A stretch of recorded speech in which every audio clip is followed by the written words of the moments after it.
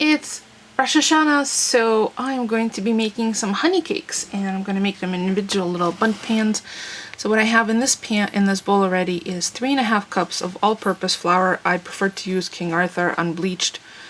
My hands-down favorite, milled from 100% American wheat. There's no surprises in it, and we've been to the bakery, so we love it. Also in there is 1 tablespoon of baking powder, 1 teaspoon of baking soda, half a teaspoon of salt. And what I'm going to do is I'm going to grab my whisk and incorporate all this together. In the meantime, I've also gotten the seasonings ready. I did make some substitutions from the original recipe, which I will note when I post it on my blog. So the largest in this little square has the cinnamon, and that's 4 teaspoons of ground cinnamon.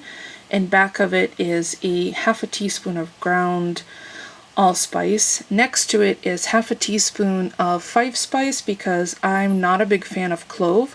But you could certainly do the half a teaspoon of clove.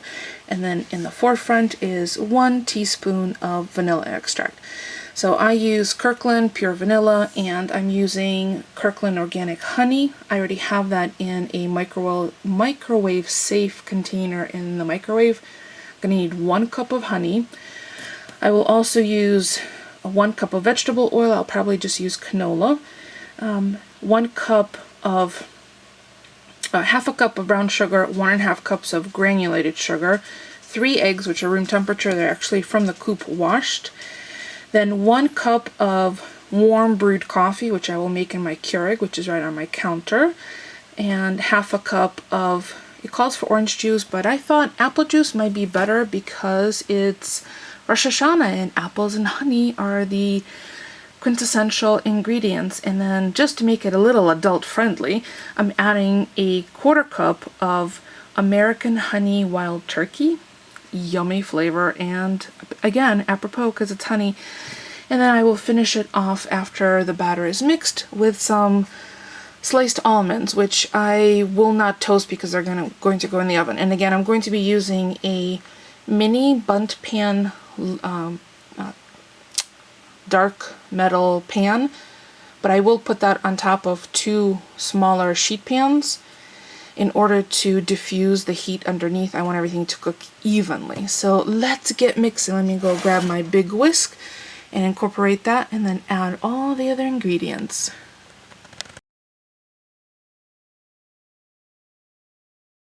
So I've mixed the flour with baking powder, baking soda, salt, cinnamon. Instead of clove, I have the 5 spice and allspice, so all the dry ingredients are already in. I'm going to make a well in the center. I'm going to start adding the wet ingredients, which is 1 cup of vegetable oil, cup of honey. Actually, I should probably add the sugar. No, I think I'll add the sugar with the wet. So the granulated, 1.5 cups of granulated sugar, half a cup of brown sugar, eggs, which is 3, vanilla, coffee, apple juice, and whiskey. Doesn't that sound good? This already smells yummy. Last wet ingredient, and that's the 8 ounces of coffee. And look at that. It already smells like honey cake in here. So I have the oven preheated 350 degrees Fahrenheit. I have my mini bundt pans on top of 2 cookie sheets, so nothing burns on the bottom. Batter is mixed. I have sprayed the inside with coconut oil spray. Now I'm going to ladle in. I might have some left over. And I have almonds. So let's get scooping. Into the oven they go. I did have some extra. That's okay. I'll share with friends.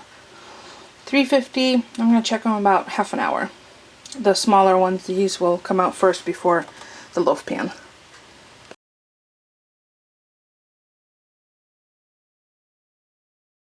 And there they are, out of the oven, resting, cooling. Yes, I did overfill them, in case you were curious.